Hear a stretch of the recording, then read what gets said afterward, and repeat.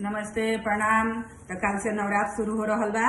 तो चली जाए हम देवी जी के गीत सुनाए जा रहा बनी और हाथ जोड़ के विनती बा कि सपोर्ट करी जा और अच्छा लगे तो लाइक सब्सक्राइब जरूर करब जा। आ कल से गावे के शुरू करब जा, ठीक बा। तो चली जाए माता दी। अरे मलिया की बगिया में आइले शीतल मैया हो कि खोज लगली ना मैया ओढ़ौल के गछिया हो कि खोज लगली ना कहाँ बाड़ी आरी मलिया ओढ़ौल के गछिया हो कि कहाँ बड़ुए ना मलिया बेलिया चमेलिया हो कि कहाँ बड़ुए ना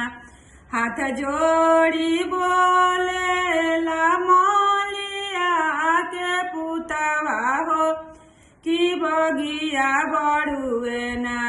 मैया ओढ़ौल के फूलवा हो कि बगिया में बड़ुए ना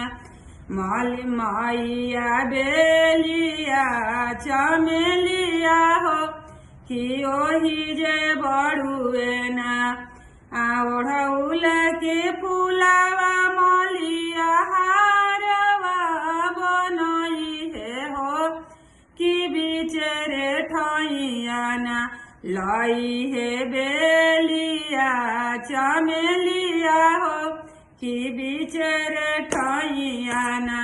लई है बेलिया चमेलिया हो कि बिचरे ठैया ना हरवा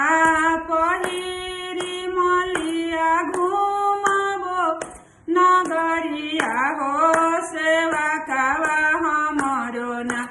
भेजले बारे रे ने मातावा हो सेवा कावा हमरो ना सेवा का किरानिया रे कोइली तैयारिया हो कि रखले बाड़ी ना मलिया धारवा में काला सावा हो कि रखले बाड़ी ना कलसा तर खाली रानिया पूजावा जे कोइली हो कि रखले बाड़ी ना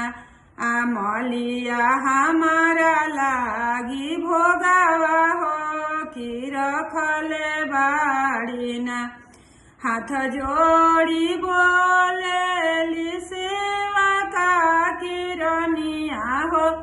कि आई मैया ना रौरा सा तोरे बहिनिया हो कि आई मैया ना रौरे लागिया हो मैया काला सा धरवनी हो आसना लवनी ना बीचे अपना अंगनावा हो आसना लवनी ना रौरे लागिया हो मैया चुनरी मंगवनी हो कि चारो ओरिया ना मैया गोटावा लगवनी हो कि चारो ओरिया ना लेली पूजावा मैया दे दिया आशीषवा हो कि जुड़े रही है ना मैया हमारो परिवारवा हो जुड़ाई रही है ना